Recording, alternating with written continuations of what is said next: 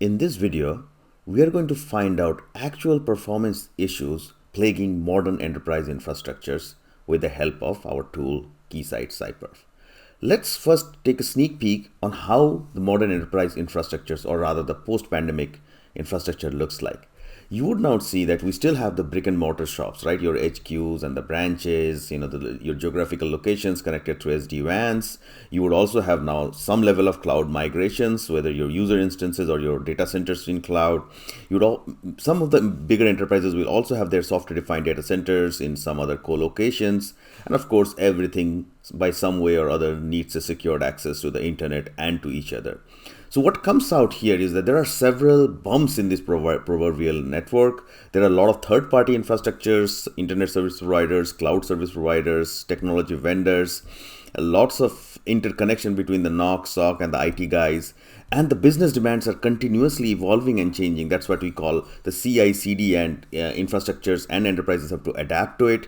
You have to have now support a largish work from home workforce, using the VPNs and SDPs. So all this together creates a pretty complicated set of interconnected entities where narrowing down performance issues and security efficacies can be a real challenge.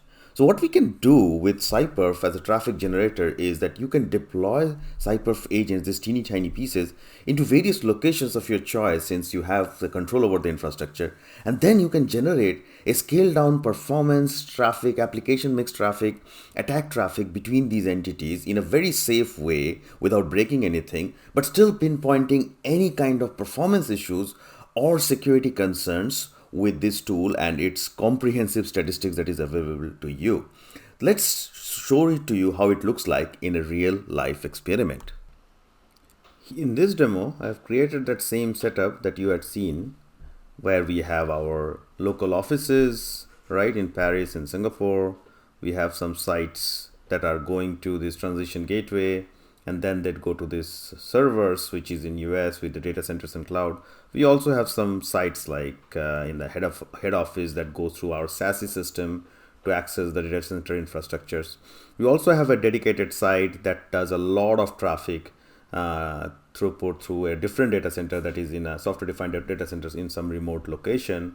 So all of these are representative of a company that has multiple sites, data centers, and local small branch offices with different technologies connecting them.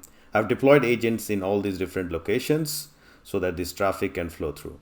And in terms of traffic, I have kept it simple initially, just web browsing.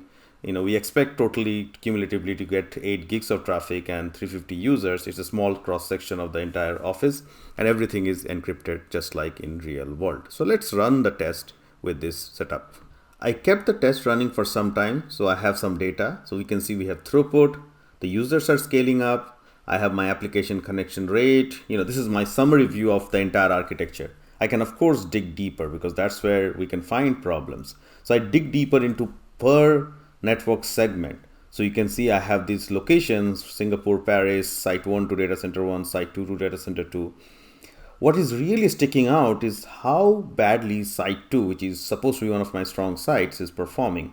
It has higher latencies, it's having lesser number of throughput as compared to site 1 data center, and everything about it doesn't look right. So I can go in and dig more deeper if there is any packet drops, some issues here. So I can see site 2 and site 1 is pretty clean. There are drops in Singapore and Paris that is expected. I can even see per agent statistics to see what's happening, and those 228 and 223, the site 2 interfaces are really not keeping up to the load. So I'm stopping the test, and now I'm going to zoom down on the problem area, which is my site 2 DC2 to my data center servers, and you can see I have only enabled those 2 locations. And there are multiple things that I can check for isolating it. I can check first the networks. If there are issues in the lower levels like the switching or routing, are there some packet drops because of some MTU being set lower? Are there particular hops that are causing the problems? And then we can slowly move up the layers. If there are an application and security devices like something that is doing encryptions, firewall policies, they are well known to have caused in delays and issues and problems, especially if the rules are not as efficient.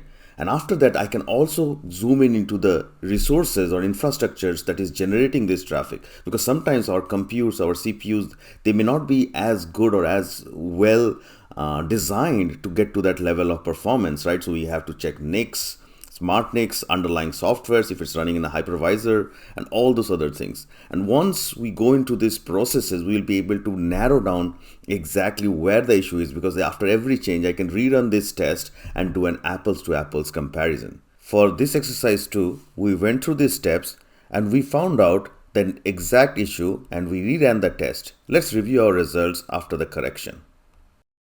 And immediately you can see there is a huge jump on throughput. It's jumped from 3 gigs to 4 gigs plus. We have connection rate also improving, and we can now dig deeper into this client application profile and go to that same place where we were looking before for apples to apples comparison. And now you see, even when you run the test together, my DC1 to DC2 traffic and the DC2 traffic are all very much similar, which is what I expected, and the latencies are on similar scale. If I go to my traffic statistics or resource metrics, this is where I found the issue, by the way. I was using lesser CPUs in my agents, which was causing it to not be able to generate the encrypted workload. So once corrected, my results are working as per expectations. I'm getting a good throughput. I don't have a lot of retries or packet failures, at least from the data centers. My Singapore and Paris will have some retries because of the distance. And even if I go to the resource metrics or the traffic statistics that we went earlier, you would see that our agents, especially the data center agents, are running very similar workloads at a very similar throughput per second. Now that was a simple test to find simple issues, but networks and applications are not simple. So that's why you see I've now created a more realistic test where you can have applications, you can have attacks together, you can have different types of traffic profiles and encryption standards. You can still use the same topologies now that you have the benchmark and run those tests. So when you run these tests, you would see attacks now going through, or certain times attacks blocked. That's how you find security efficacies. How is my application transactions maintained? How much connections per second I'm getting? How my application profile is looking as compared to the very unrealistic just browsing traffic. If there is any problems, you can pinpoint that exact problem to that exact application or that exact agent or exact topology where it's happening, right? So you can see this is the overview, but you can always go into details like, okay, how is my enterprise doing in terms of security in blocking encrypted attacks? Or what happens if my Confluence traffic is going through at a certain rate? So all those details can also be extracted. So you can go right from very high level finding out choke points and problems to finding out specific issues like my YouTube doesn't work so well. Thanks a lot for listening.